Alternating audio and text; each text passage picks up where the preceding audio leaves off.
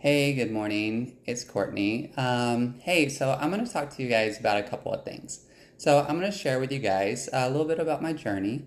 So back in August of 2017, I went to see a therapist because I was kind of confused um, in the sense that I knew I had always been different. Ever since I was probably like 12 years old, I knew I'd been different. But I just didn't know how. I couldn't put a name to it, didn't know, things like that. And so I went to see this therapist and that specialized in transgender and gender identity. And so after having a couple of sessions with her, came to the discovery to finally put a name that I was indeed transgender. And so I remember leaving the appointment and calling my ex and just letting her know that yes, I am transgender. And her response was, you need to find a new therapist. And so I didn't find a new therapist. After all these years, could finally put a name to why I felt different. Like I always knew that I wasn't like the other boys. I didn't see myself as gay. Um, I just knew I was different. I didn't really fit in hanging out with the guys and things like that. And I always felt more comfortable talking to the girls, talking about girl things, just everything. And then throughout the years, I remember that I would dress up, and every time I dressed up, I felt more complete. I just felt myself, you know? And so, anyway, after I would do that, I would end up like throwing it away because I was like, no, this isn't right. This isn't me. But every time I put on the clothes, I felt me. I saw me. And I felt complete. And so that went off and on, oh my gosh, since I was probably 16, went off and on, off and on. And I would dress up and then I'd throw all my stuff away, and dress up and throw all my stuff away and all that stuff, right? So fast forward a lot of years, end up getting married because I think that's what I'm supposed to do, and hopefully that will just put an end to all this, right? Yeah, I didn't. I remember like even after being married so many years and even after having like kids and stuff, I would still dress up and throw away, dress up and throw away.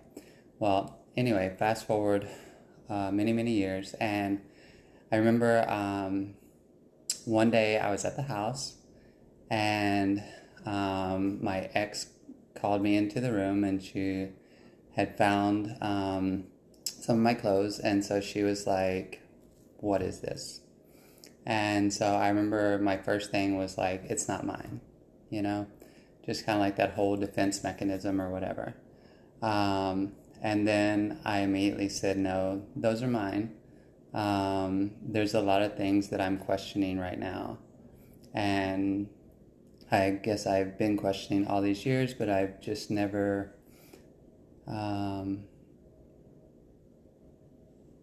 had the ability to face it, maybe. And so I told her, I said, you know what, I'm going to find a therapist and I'm going to go and just try to figure out what's going on with me. Is this a phase? Is this a midlife crisis? I was 45 at the time. And, or is this who I am? Am I really trans? And so I remember making an appointment and going and meeting with my therapist. And after a couple of sessions, we both came to the terms that yes, I am trans. And from that point forward, I began to look for doctors to start my medical transition with hormones. And so I remember getting my appointment and going and meeting with my doctor. And I remember getting the prescription for estradiol, right? And I was like the happiest person ever. And I went and I got them filled, and I remember like looking at the pill right before I took my very first one, and I was like, wow, it's like finally. And so I remember taking my first pill, and I swear to you, you see it like in the movies, like all these little things like kind of like go through your heads and all these emotions and your system and all that stuff. And that's kind of exactly what I felt. I felt like my brain finally said, you know what, Courtney, thank you. Thank you so much for finally getting it right after all these years. And I remember, trying to um, express myself a little bit more now that I had come out to my ex. And even though I tried, I couldn't really because so many things, right? Just society, and my ex wasn't ready to deal with this, and I was trying to protect her and the kids, but still live for me, and so it was really hard. And I remember even like telling my therapist, and she was like, "Courtney, it's got to be exhausting mentally for you to try to lead two different lives." And at that point, I was just scared to like lose my family. I was scared to lose my kids mainly. And so, I would get to be me when I wasn't around them. But when I was around them, then I had to conform, so to speak. And that went off and on for a couple of years until I finally moved out in 2019. And I remember when I did leave, it was probably the hardest decision of my life because I knew at that point it's done. My marriage is over. And I was really scared because I didn't know what my relationship would be with my kids.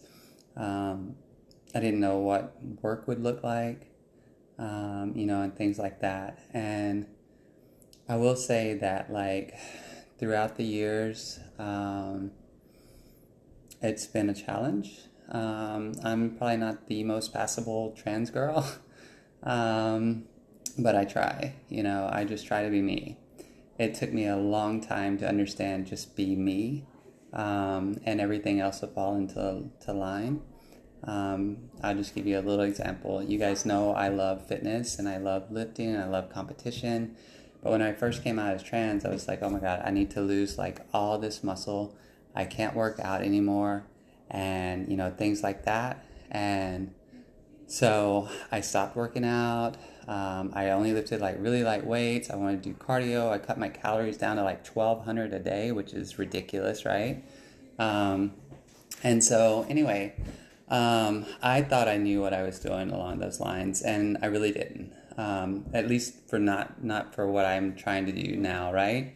Because one of my passions, one of my goals is to get my pro card with the WBFF and things like that. And so anyway, I know this video is super long and I'm just kind of like rambling about different things, but I just wanted to share this because, in the end, you just have to be yourself. It's just like in life in general. There's cisgender, meaning people that identify with the sex they were born with. People that they all look different, right? Some are beautiful, some are not so beautiful. But you know what? In the end, you just have to be yourself. And I will say that I've always been authentic and truthful with you guys, and I really look forward to continuing to share my journey with you.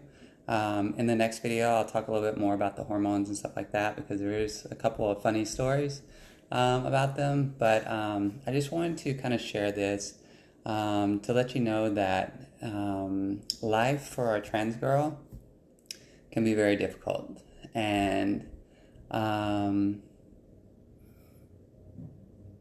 it's not impossible. You just have to keep believing in yourself. You just have to keep seeing the positive around. You can't look at the negativity because if you do, it'll crush you. And so,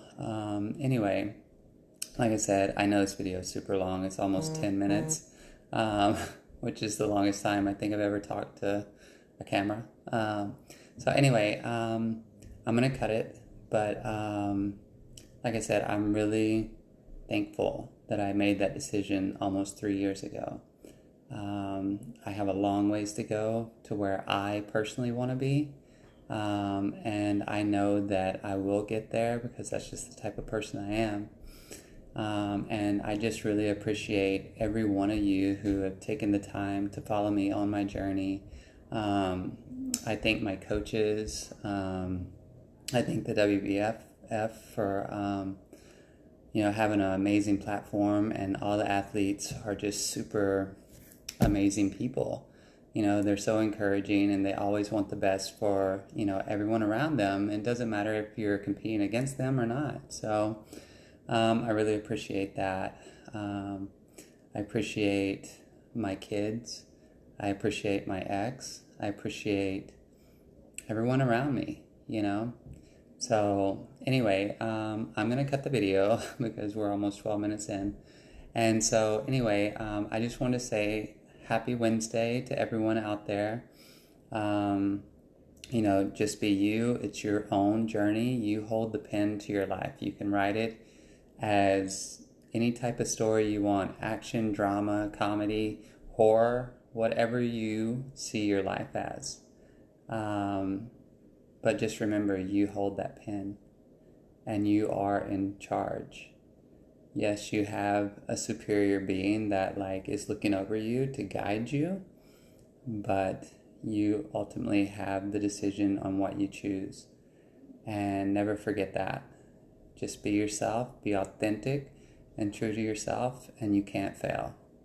I love you all. Thank you so much for watching. See you next time. Peace.